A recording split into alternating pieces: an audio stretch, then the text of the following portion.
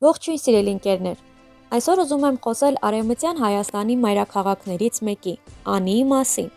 որը միջնադարյան Հայաստանի ավերված բերդաքաղաքներից է և այժմ գտնվում է Թուրքիայի Հանրապետության տարածքում։ Անին գտնվում է Ախուրյանի աջ ափին, Կարսի մարզում։ Այժմ այն բնակեցված չէ։ Անիի մասին առաջին հիշատակումները թվագրվում են վաղ միջնադարին, 5-րդ դարին, որպես կամսարական իշխանական տան ամրոցներից մեկը, որի մասին են վկայում հայ մատենագիր Եղիշեն և Ղազար Փարպեցին։ Զարգացած միջնադարում 961-ից 1045 թվականներին Անին Բագրատունիների թագավորության մայրաքաղաքն էր։ Բագրատունիների թագավորության սահմաններում ընդգրկված են հայկական լեռնաշխարհի գրեթե բոլոր գավառները՝ Սևանա, Վանա և Ուրմիո լճերի միջև։ Միջնադարում այստեղով էին անցնում բազմաթիվ առևտրական ճանապարհներ։ Քաղաքում կային բազմաթիվ պալատներ ու հասարակական կառույցներ։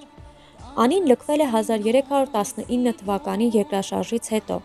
Հայերը գաղթավայրեր են հիմնել հայրենիքի սահմաններից դուրս՝ Ղրիմում, Բալկանյան թերակղզում, Հյուսիսային Կովկասում և այլուր։ Ղրիմից մի մասը տեղափոխվել է Կոստանդնապոլիս, Գալաթիա ու Լեհաստան, մյուս մասը ավելի ուշ Դոն գետի ափին հիմնել է Նոր Նախիջևան քաղաքը։ 1878 թվականին Անին անցավ Ռուսաստանի, իսկ 1920 թվականի Ալեքսանդրապոլի պայմանագրով Հայաստանի Հանրապետության դաշնակցական կառավարությունը հանձնեց Թուրքիային։ Անին իր անունը ստացել է ոչ թե բարձր աշխարհագրական դիրքի, այլ հայկական հեթանոսական դիցարանի բոլոր տաճարների սրբավայր լինելու պատճառով։ Նրա ամրոցներից առավել հայտնի էր Անի Կամախ բերդաքաղաքը, որը գտնվում էր Դարանաղի գավառում։ Այստեղ է կառուցվել գլխավոր Աստծու Արամալտի տաճարը։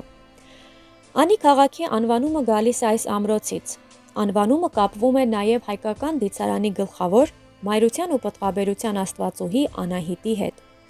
Անի էր կոչվում նաև հայկական հեթանոսական տոմարի ամիսների յուրաքանչյուր 12-րդ օրը, որը նույնպես կապված էր Անի Կամախ բերդաքաղաքի հետ։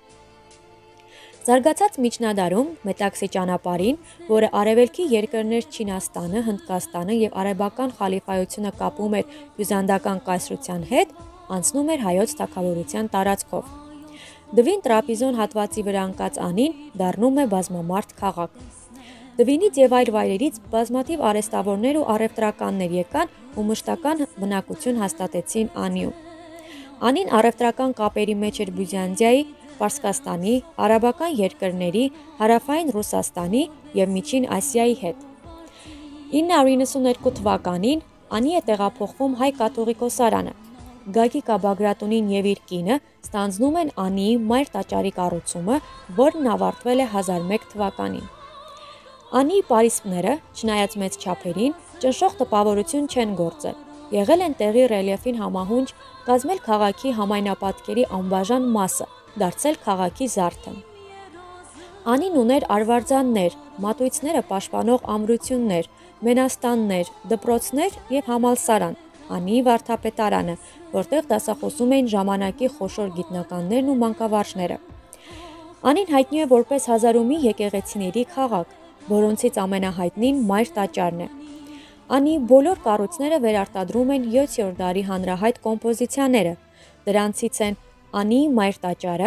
Առաքելոց եկեղեցին, Գրիգոր Լուսավորչի տաճարը, Աբուղարմենց եկեղեցին, Փրկչի եկեղեցին, Հովվի եկեղեցին և այլն։ Անիի մասին տեղեկություններ են պահպանվել հայկական, վրացական, արաբական աղբյուրներում։ Ընդարձակ վկայություն են թողել միջնադարյան հայ պատմիչներ Արիստակես Լաստիվերցին, Սամուել Անեցին, Մատթեոս Ուրհայեցին և ուրիշները։ Եվ վերջում նշեմ, որ 2016 թվականին միջնադարյան Հայաստանի Անի մայրաքաղաքը ընդգրկվել է ՅՈՒՆԵՍԿՕ-ի համաշխարհային ժառանգության ցանկում։ Անիի անունն է կրում աստերոիդների հիմնական գոտու 791-րդ աստղակերպը։ Անիի մասին այսքանը։ Հաջողություն։